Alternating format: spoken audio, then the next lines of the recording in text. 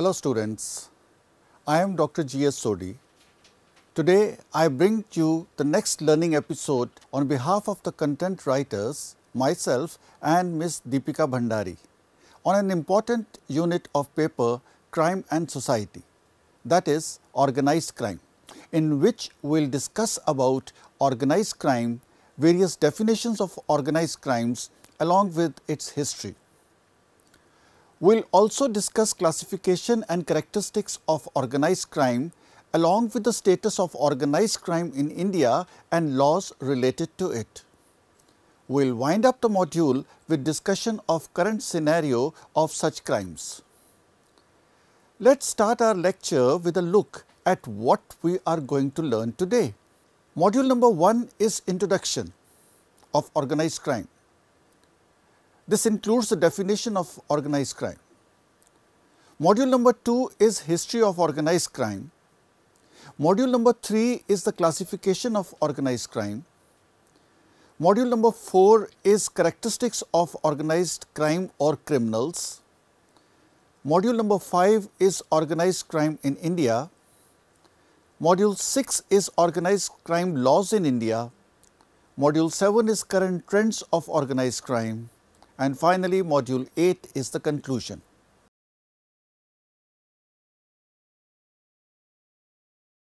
Criminology is a global phenomenon. With the advancement of time and development of knowledge and technology, the complexities of life have multiplied, with the result that antisocial elements think it is profitable to embrace criminality as a profession to earn their livelihood. This has provided opportunities to criminals to organize themselves into criminal gangs. In the modern age of science and technology, new techniques of crimes are being used by gangsters to perpetrate crime.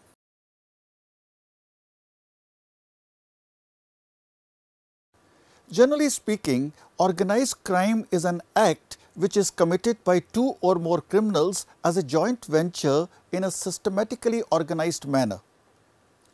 It is an illegal act which the members of an unlawful association commit with mutual cooperation and adventure. Dr. Walter Reckless defines organized crime as an unlawful misadventure which is carried by a boss, his lieutenants and operators who form a hierarchical structure for a specific period. Organized crimes may be defined as unlawful activities of members of a highly organized, disciplined association engaged in supplying illegal goods and services, including but not limited to gambling, prostitution, loan sharking, narcotics, labor racketeering and other unlawful activities of members of such associations.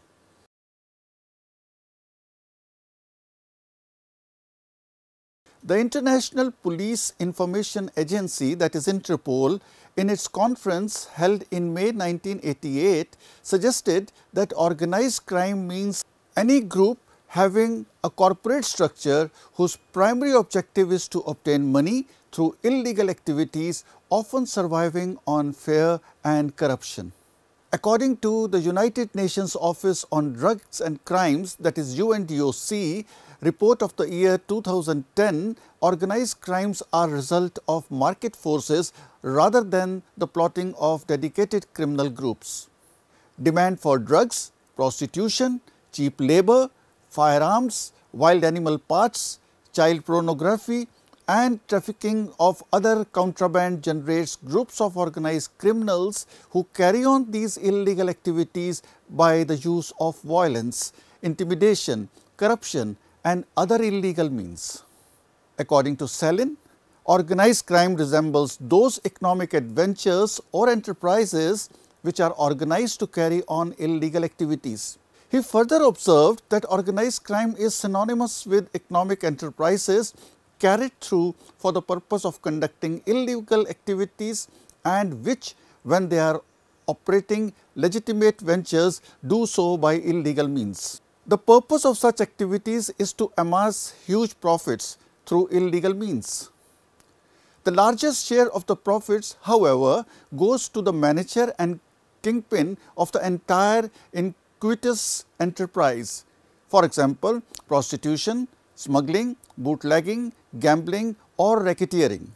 Commenting on organized crimes, Donald Taft observed that the organization of criminals introduced in the field of crime those factors of leadership, group discipline, obedience, loyalty, division of labor, fellowmanship, sacrifice, cooperation and group planning which spell efficiency in the normal economic, political and social life.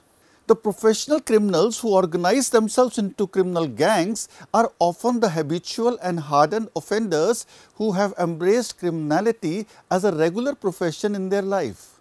Edwin Sutherland rightly observes that there is at least one thing common among these criminal organizations, that is, they are bound together by a common hostility towards law and therefore, the members assist and protect each other from law enforcing authorities. Since protection against arrest and detection is a necessary part of organized crimes, gangsters too often adopt the technique of fixing crimes, which is far more important than executing them. For this purpose, they try to win over police officials by underhand tactics or use of threat, undue influence or coercion against the victim in order to refrain him from making a complaint to the police. That apart, organized criminals also have to seek cooperation and support from some parallel legitimate business organizations for disposing of their illegally earned money, property or commodity. Thus, organized crimes involve a number of accessory activities for the smooth conduct of their underworld profession.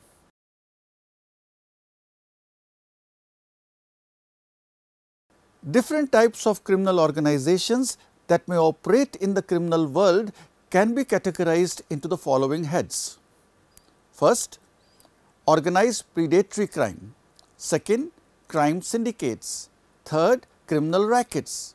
Fourth, political graft. We take up the first one, the organized predatory crime. Crimes which do not involve any kind of service to the affected person or persons are called predatory crimes. It is therefore essentially a one-way transaction in as much as the gangsters by committing such crime enjoy the entire benefit themselves without any apparent or actual service to the victim. There is no repentance among the gangsters, although they are conscious of the opposition of law-abiding society. Juvenile and delinquents and occasionally offenders generally turn into professional gangsters in the course of time. Commenting on this tendency, John Landesco observed that in some delinquency area, the choice of professional career in crime is as natural to the criminal as the choice of a legitimate career may be elsewhere. The noted criminologist Sutherland opines that members of the professional criminal gangs require greater skill and planning than the occasional criminals. Their professionalization involves not only the execution of crime, but prior location of spots and preparation for escape from punishment in case of detection. Some of the predatory crimes which commonly occur are theft, dacoity, extortion, kidnapping and pickpocketing. The peculiar characteristic of a predatory crime is that the victim of this crime is a total loser without any material gain or advantage or service from the offender. Thus, in a predatory crime, the exploitation of the victim is so conspicuous that entire society reacts to it. A few criminals join together to organize into a gang and carry on criminal activities as a joint venture. The gangs of dacoits, kidnappers and smugglers and pickpockets operate almost everywhere, carrying out their organized criminal activities as professionalized ventures. Of late, the emergence of terrorism as an organized form of predatory crime has endangered peace and security. It is to be found in different forms such as political terrorism, religious terrorism, narco-terrorism, etc. It basically involves violence and killing, thus posing a serious law and order problem for the state administration.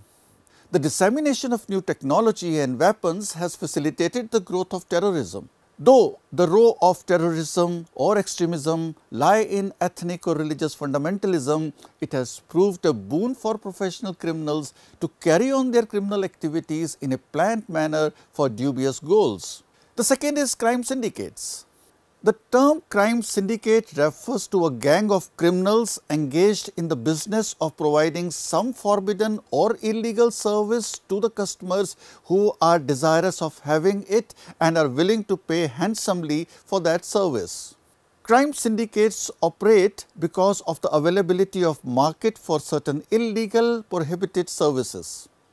Thus, gambling, bootlegging, commercialized prostitution, supply of narcotic drugs and other intoxicants are mostly carried on by the syndicates of criminals.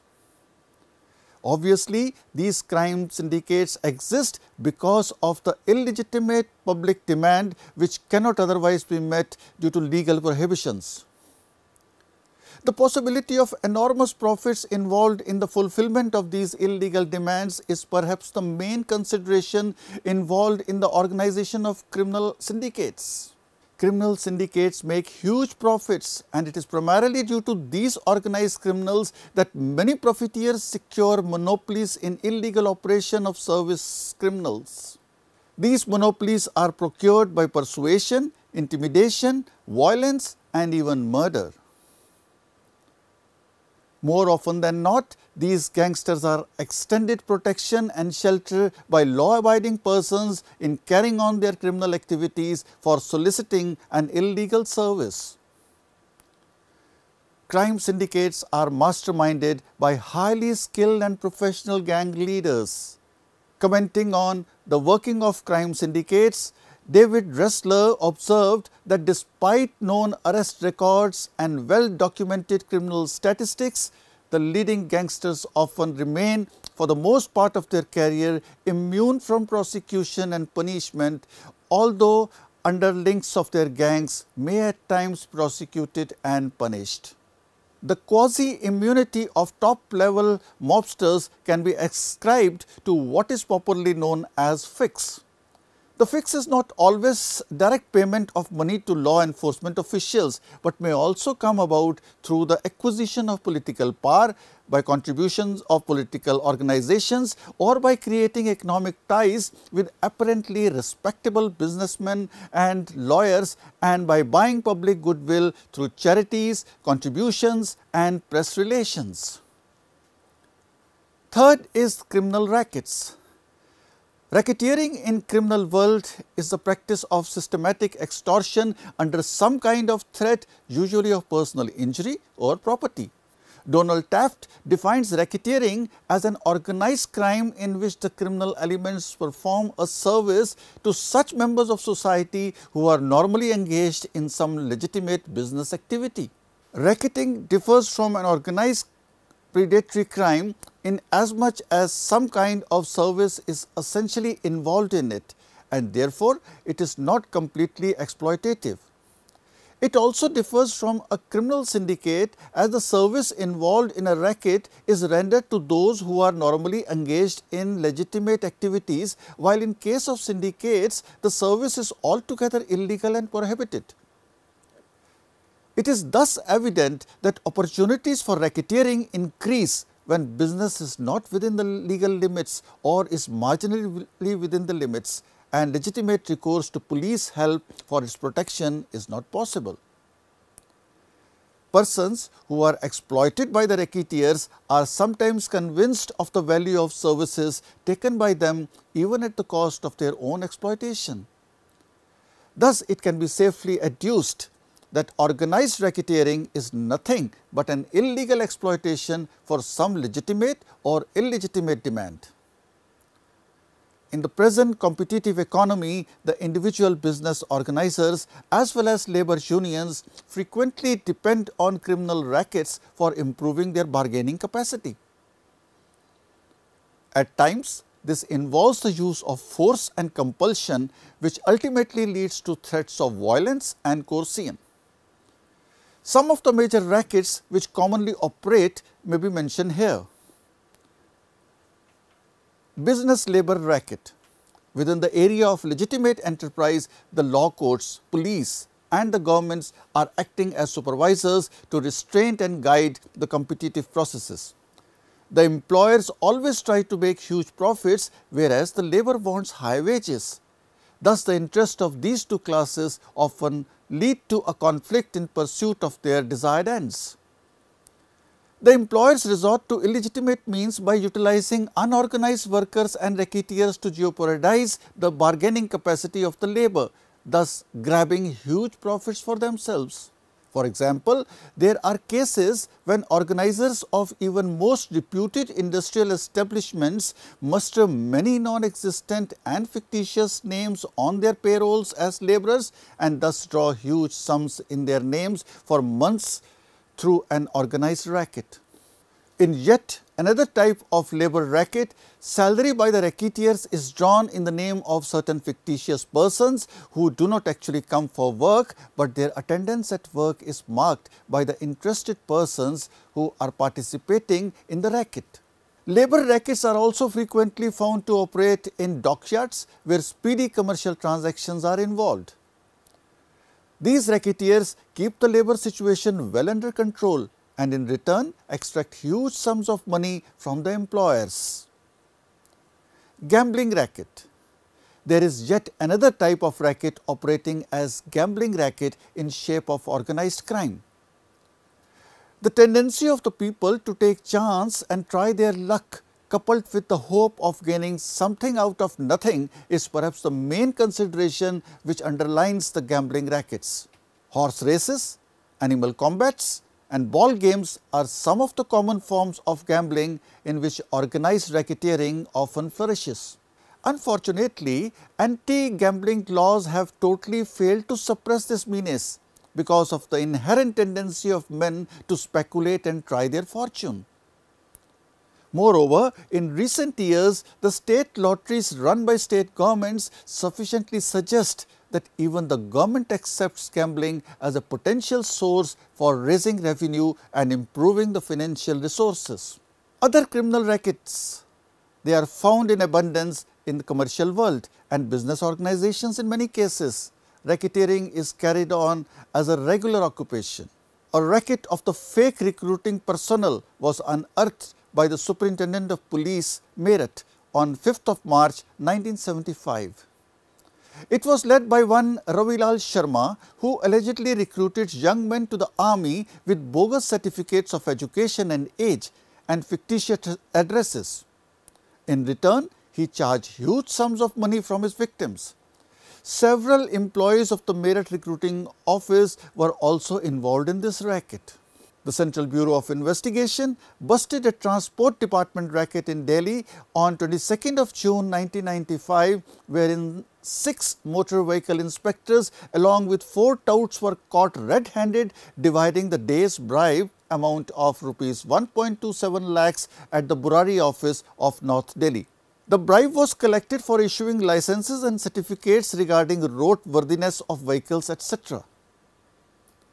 The case aptly highlights the magnitude of criminality which persists in certain public offices in form of organized rackets. The racket carrying on illegal sale of alcohol and narcotics, abortion, illegal service to the underworld criminals, fraudulent reports and testimony in accident cases and similar such activities work in close liaison with persons engaged in medical profession with the motive of earning huge profits. Likewise, rackets selling fake degrees and mark sheets to needy persons are operating in several parts of India. Obviously, they carry on their illegal activities in liaison with some of the university employees who assist them in procuring necessary information and material for this purpose. Criminal rackets involved in flesh trade and sale of women and girls for the purpose of prostitution are common news items in newspapers to be read almost every day. Despite stringent legal measures such as Immoral Traffic Prevention Act 1956 and the provisions of the Indian Penal Code, the repression of prostitution has not been possible. The problem being more of a social and economic nature needs to be tackled through better social and economic planning rather than social legislation alone. The recent developments in information technology and internet services have opened new opportunities for these rackets operators, not only nationwide but also worldwide. Fourth is a political graft. There is a general belief that persons of high status carrying on some legitimate business and professional criminals are interconnected through political grafts. In order to assume political power and parties' victory at the polls, the politicians generally seek the support of notorious offenders and utilize them for illegal practices to accomplish their political ends.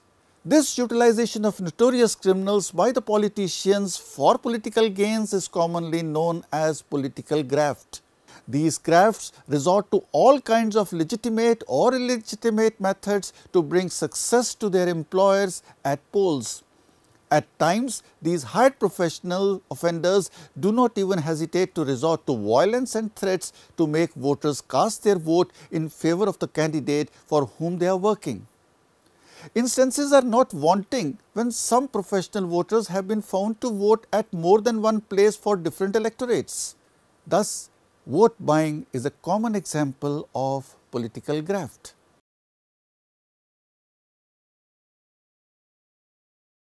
Some of the characteristic features of organized criminals who are associated with various types of organized crimes deserve particular mention.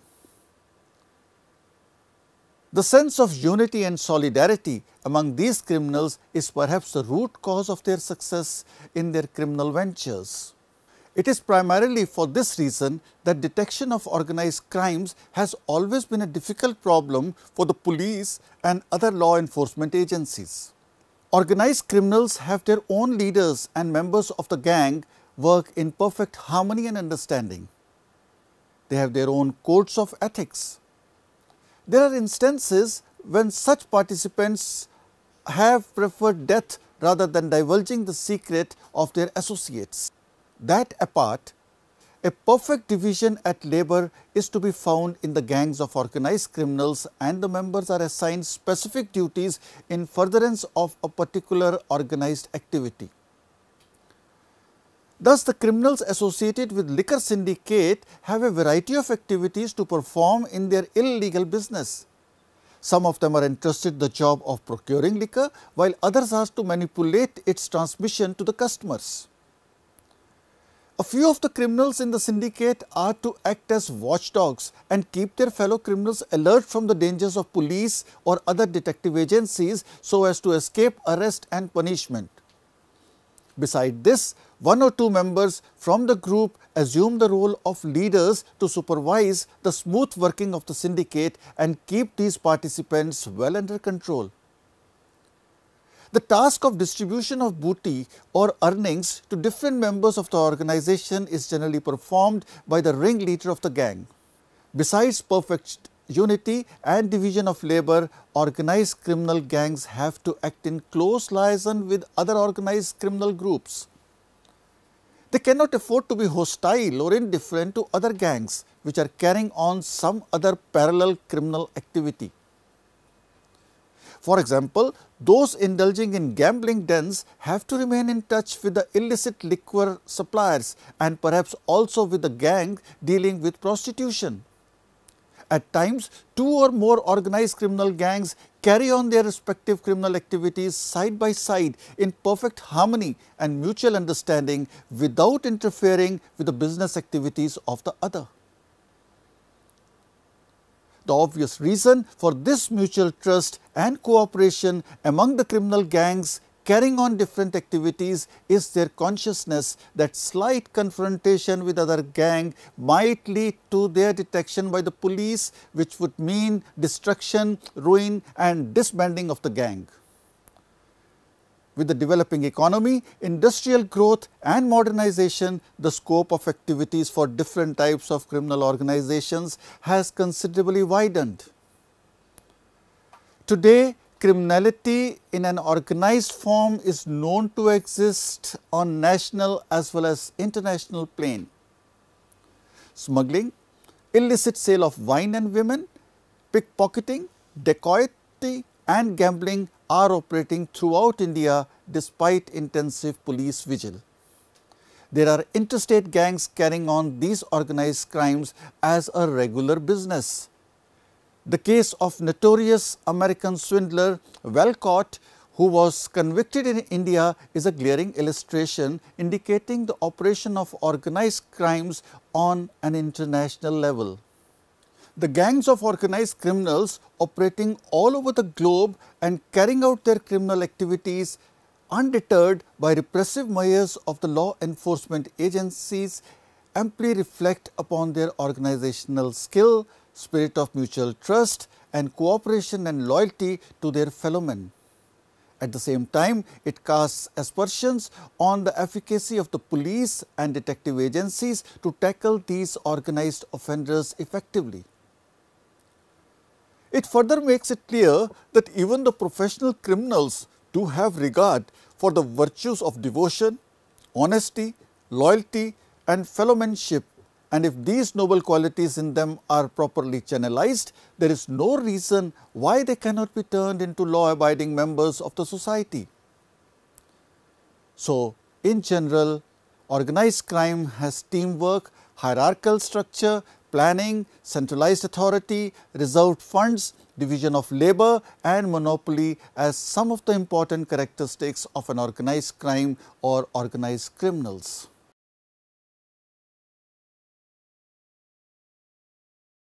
After independence, organized crime in India expanded into a wider range of activities and extended over large geographical areas. The single event of which brought about the greatest change in organized crime was the idea of prohibition, forbidding by law the sale and distribution of alcoholic beverages.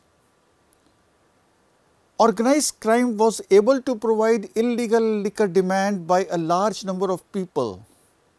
So many groups or gangs came to be engaged in manufacturing illicit liquor that they started fighting with one another.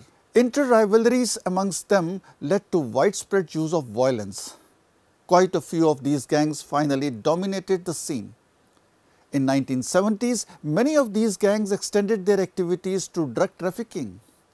Some gangs or syndicates started supplying illicit arms to insurgents, terrorists, Naxalites and agitators.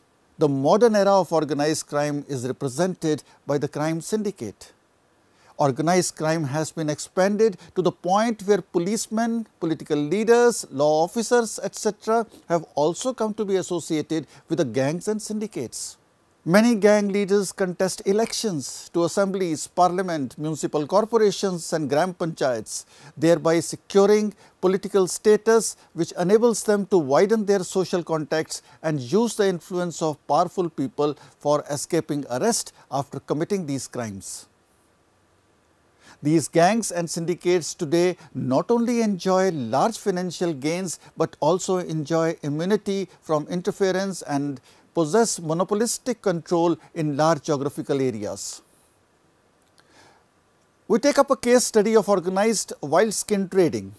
Organized crime in the form of illegal trading in wildlife, both at the national and international level, has created a situation wherein it is being felt that wildlife in India, far from being safe, is in great danger.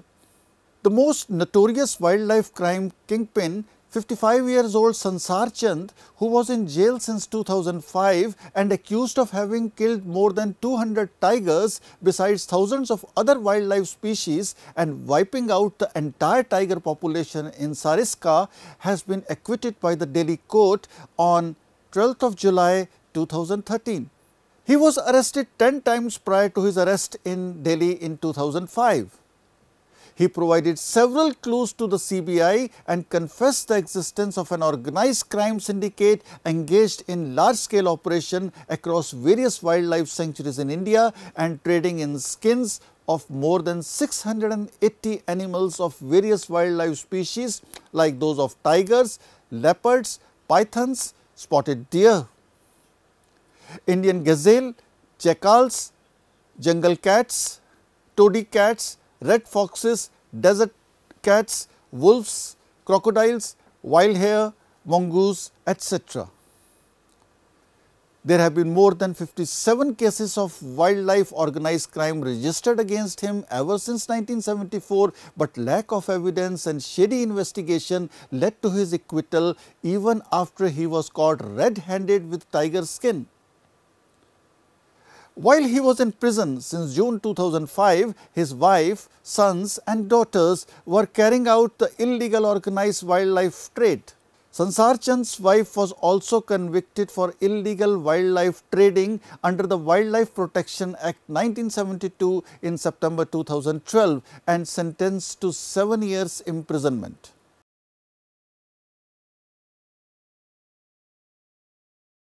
Organized crimes have always persisted in Indian society in some form or another. Various laws have been established with respect to various organized crimes. Some of them are as follows. Laws under Indian Penal Code. Section 120A of the Indian Penal Code defines criminal conspiracy, which states about the involvement of two or more persons in an illegal act by illegal means. Section 120B of Indian Penal Code provides punishment for criminal conspiracy. Section 364A of Indian Penal Code defines kidnapping for ransom. Section 391 of Indian Penal Code defines dacoity. If 5 or more persons commit the offence of robbery, then they commit dacoity. Section 395 of Indian Penal Code defines punishment for dacoity, which includes imprisonment for life or rigorous imprisonment up to 10 years and 5 months. Section 399 of Indian Penal Code deals with criminals' preparation to commit dacoity. Section 400 of Indian Penal Code criminalizes the act of belonging to a gang of persons associated for the purpose of habitually committing dacoities. Section 402 of Indian Penal Code deals with assembly for the purpose of committing dacoity. Then Act against gangsters. An act was found in Uttar Pradesh to suppress gang activities. It is called Uttar Pradesh Gangster and Antisocial Activity Prevention Act 1986, which is applicable in the state only. Under section 3 of this act, a gangster is punishable with minimum imprisonment of 2 years, extendable up to 10 years. Other laws and acts. The Customs Act 1962, the Narcotics, Drug and Psychotropic Substances Act 1884, the Immoral Traffic Prevention Act 1956, the Foreign Exchange Regulation Act 1973, the Public Gambling Act 1987 are some other deterrent activities.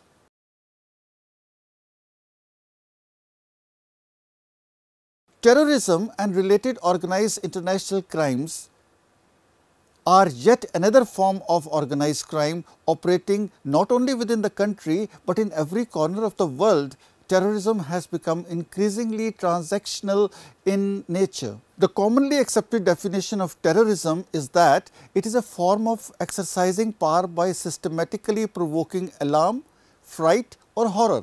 It includes 4 main characteristics, that is, it is exercised by organized groups for intimidating civilians or non-combatants. It is inspired by political motives. There is a systematic and indiscriminate use of violence and breach of law.